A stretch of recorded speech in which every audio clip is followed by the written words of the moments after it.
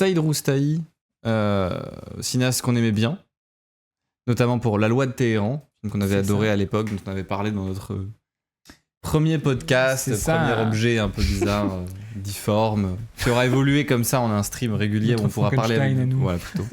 Toi, écrit pour Libé sur le film. Est-ce que tu veux bien nous l'introduire? Bien sûr, alors, donc c'est effectivement le nouveau film de Saïd Roustahi après La Loi de Téhéran et Layla et ses frères.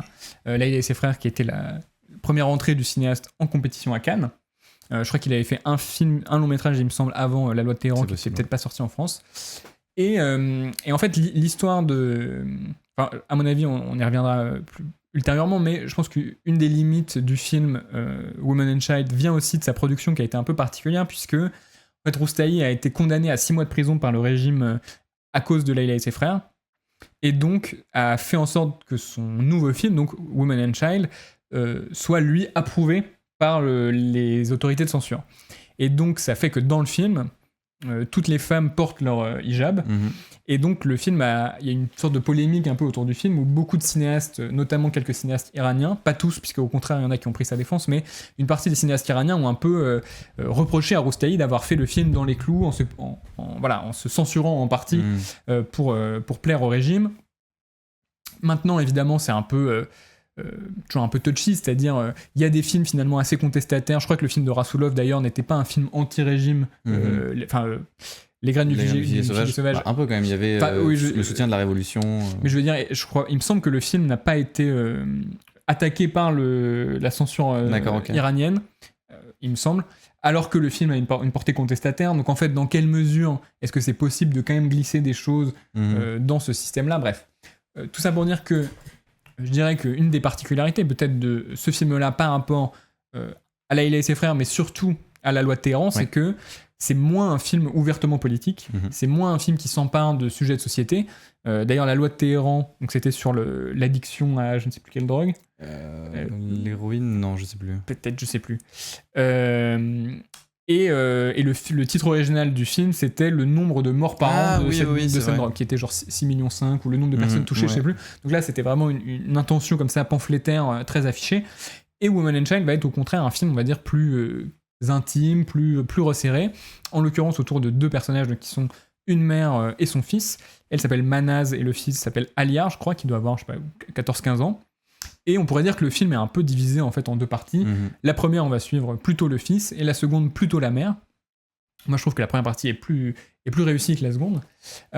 Et donc, on va suivre ce jeune Aliar qui est un peu un resquilleur, va essayer d'éviter d'aller à l'école et au contraire avance un peu de combine en combine pour faire ses devoirs. Il paye sa petite sœur en rackettant de l'argent à sa grand-mère. Il va passer toute sa journée dans une espèce de gros hangar où ils font des paris plutôt que d'aller à l'école. Il essaie d'échapper sans cesse aux punitions. Finalement, il va être puni. Être exclu temporairement de l'école. Exclu temporairement, exactement. Et je sais pas dans quelle mesure on raconte les événements. Je pense on peut le dire, parce que sinon on peut pas parler du film, quoi. Allez. Donc, on va dire ce qui se passe, je sais pas, au tiers ou à la moitié, je sais pas exactement. Mais donc, Aliar va mourir d'une chute, dans des circonstances qui restent à élucider. Et ça arrive très brutalement dans le film, on le voit pas du tout, on voit pas la scène se produire. À ce moment-là, on passe du point de vue de la mère, même si elle est évidemment présente dans d'autres scènes avant, mais là, on passe vraiment avec elle et on va découvrir la mort de cet enfant. Et donc ensuite, Manaz va rentrer dans une espèce de croisade. Enfin, à la fois, elle a envie de faire la lumière, en même temps, elle en veut à différentes autorités qui, selon elle, auraient pu prendre soin de son fils, ou en tout cas sont responsables, que sont l'école à travers un personnage de surveillant, alors c'est son beau-père, le vieil homme, c'est ça. le père de son mari qui est décédé. Ouais. Le grand-père du fils. C'est ça, exactement, le grand-père du fils, et puisque Manaz est veuve, et un troisième personnage important qui est joué par un acteur qui était déjà dans les précédents films de Roustahi, qui est donc cet ambulancier qu'on voit dans la bande-annonce. Un autre quiz sur les morts d'enfants. On a fait notre quota de morts d'enfants, et qui est en gros, elle est fiancée avec lui, et finalement cet homme va choisir plutôt la petite sœur de Manaz. et finalement devenir un peu un des antagonistes, puisque elle, en représailles, va le faire bannir d'un hôpital, etc. Enfin bref, en tout cas, la deuxième partie, c'est, on va dire, Manas face à trois hommes qui vont essayer de, alors qu'elle vient déjà de perdre son fils, de lui enlever la garde de sa fille. Et donc le film est un petit peu divisé comme ça, on va dire, une partie que moi je trouve assez réussie, où un peu tout gronde, et on sent que peut-être une catastrophe va se produire, et après vraiment les conséquences de cette catastrophe, et là ça devient un peu plus on pourrait dire un mélodrame comme ça, assez lacrymal. Mais c'est vrai que c'est étonnant ce que tu as dit au début du film, qu'il y a un peu une polémique sur à quel point le film a pu se faire avec l'accord du régime, etc. Enfin, de mon point de vue français, qui n'est pas touché par la question au quotidien, je pense que, en tout cas nous de notre côté, on peut pas rejeter le film simplement parce qu'il a été fait dans certaines conditions ou pas. Le film est bien ou pas oui, bien sûr, extérieurement, même en fait il pourrait y avoir des bons films trumpistes, ça pourrait exister, et on peut pas rejeter un film juste pour sa couleur politique ou même pour son absence de couleur politique. Puis ils font les films qu'ils peuvent aussi. Ouais, voilà, c'est ça, on peut pas tous en même temps je comprends, t'as fait 6 mois de prison, t'as envie de continuer à faire des films, peut-être que tu te dis c'est pas grave, je peux peut-être faire un film où j'essaye d'éviter. Absolument, oui. Il est aussi une question de manœuvre pour la vie du cinéaste, quoi. Voilà. Mais j'ai quand même l'impression que le film parle de la société iranienne sans remettre en question le gouvernement, et parle plus, évidemment, comme tu l'as dit, c'est une femme contre 3 hommes, contre un peu des pratiques institutionnelles, des habitudes plutôt culturelles du pays, même si c'est pas confronté frontalement, mais c'est quand même présent, on va dire, en fond dans la trame que le film développe.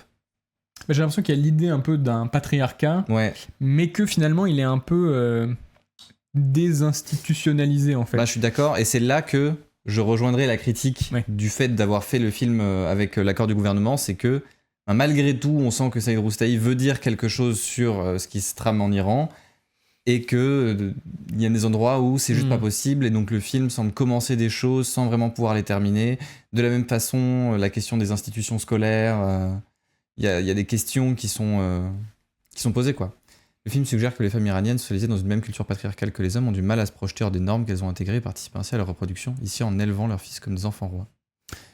C'est vrai. Pas faux, ouais. C'est vrai que, d'ailleurs, Aliar est un peu le premier des hommes qui va un peu la confronter, quoi. La tyranniser presque, parce qu'il la force à se mettre en cadre pour assurer qu'il ne soit pas tout le temps envoyé de l'école, et c'est vrai que lui, il est un peu un des premiers hommes auxquels à se confronter. Et ce qui est intéressant d'ailleurs, c'est que le film situe son personnage non pas comme un idiot à l'école, au contraire, il est premier de sa classe.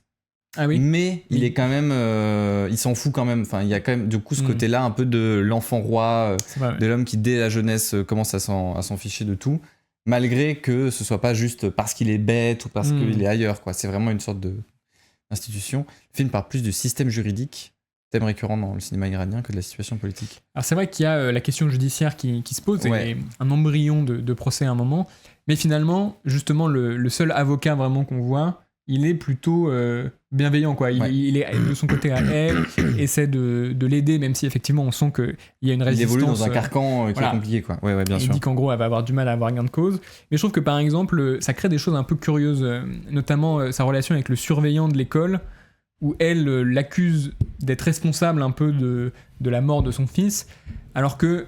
Enfin, je trouve que c'est une scène un peu bizarre, parce que à ce moment-là, moi, j'étais pas tout à fait avec elle, au sens où sa rage est démesurée par rapport à la responsabilité réelle qu'a ce personnage. Et du coup, il y a un court moment où on se dit, là, elle a tort d'accuser l'école, alors que finalement, on devrait peut-être penser que, au contraire, l'école est le prolongement d'un système plus large. Donc, c'est vrai qu'il y a quelques moments où on sent que ça... Il y a un peu une incompatibilité entre ce qu'il veut raconter et ce qui se passe. Mais pour parler un peu plus de mise en scène, moi, ce qui me frappe toujours et ce qui m'avait déjà énormément ému dans La Loi de Téhéran, c'est un travail que je trouve assez unique chez Saïd Roustahi, c'est le travail de la figuration. C'est rare d'y penser en regardant des films, penser à tous ces comédiens qui peuvent un peu faire vie, mais je pense que on y pense parce qu'il a la sagesse de les filmer correctement, et en fait de vraiment filmer presque une foule, j'ai presque envie de dire qui grouille, enfin un truc un peu de tout le monde vit en même temps dans un petit espace, t'as la sensation que il y a tout le temps énormément de monde dans ce pays, dans tous les endroits, toutes les pièces, que les gens n'ont pas assez d'espace pour vivre, et que il arrive à confronter la singularité d'une trajectoire et la masse du peuple. Absolument, ouais. Dans des très très belles scènes où tous les corps vont se confronter, notamment un plan qui est dans la bande-annonce d'ailleurs, où le jeune fils ferme par erreur la serrure pour ouvrir les grilles de son école, et tous les enfants viennent sortir en même temps, et ça crée un énorme capharnaüm qui est filmé en top shot pour bien saisir toute cette vie et cette ville du coup de Téhéran qui la tension exactement, qui met en tension tout le monde au quotidien. Mais du coup, quand le film bascule plutôt du côté du mélodrame, se resserre davantage, en tout cas travaille plus des scènes à l'échelle de l'individuel, enfin c'est un personnage contre un autre qui discute, etc. Et j'ai l'impression que ces scènes-là, Saïd est, enfin je vais pas l'appeler Saïd. Roustahi est moins inspiré, ou se contente un peu d'être plus dans des carcans classiques de filmer des dialogues sans vraiment y infuser quelque chose qui aurait pu du coup être politique, potentiellement c'est peut-être pour ça, qui aurait pu essayer d'aller au-delà de ce qu'il raconte dans les dialogues, quoi.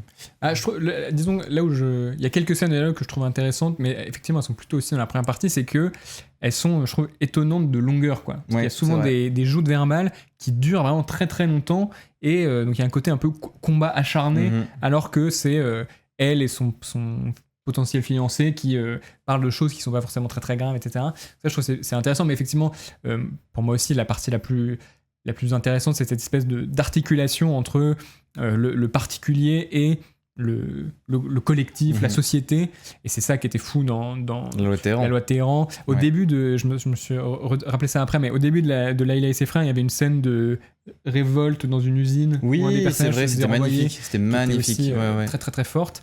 Et là, il y a un petit jeu de mise en scène que je trouve assez génial, qui est que les parties enfin les paris qui sont des espèces de jeux de dés se font à la toupie, en même temps qu'une toupie qui tourne. C'est ça, il y a une toupie qui tourne pour timer la durée d'une partie, et il y a donc déjà symbole équivoque qui revient plus tard, c'est-à-dire la toupie va finir par s'effondrer, mais surtout il y a un effet où on passe en top shot et on voit le ventilateur qui tourne autour du hangar et qui fait écho au tournement de la toupie. On a l'impression que à partir de ce petit élément, finalement c'est tout le hangar qui est en train de tourner autour des personnages et qui est redoublé par le moment où tous les enfants doivent se remettre, une fois que des proviseurs arrivent, ou en tout cas des sortes de surveillants, tous les corps se mettent en mouvement en même temps, essayent de bouger partout, on n'arrive plus à saisir les mouvements. Donc ça, je trouve ça vraiment très... Il y a une vraie puissance, je trouve, qui émane de la... Il y a une vraie puissance, je trouve, qui émane de cette première partie, et effectivement, j'ai regretté qu'elle se canalise autour, en fait, du pathos dans la deuxième partie, quoi. C'est-à-dire, qu'est-ce qu'on voit ? On voit cette femme qui souffre, qui fait du mal... qui se fait du mal, qui fait du mal aux gens autour d'elle, qui subit des dépressions, des violences. Et effectivement, là, j'ai l'impression que le film joue sur une corde un peu...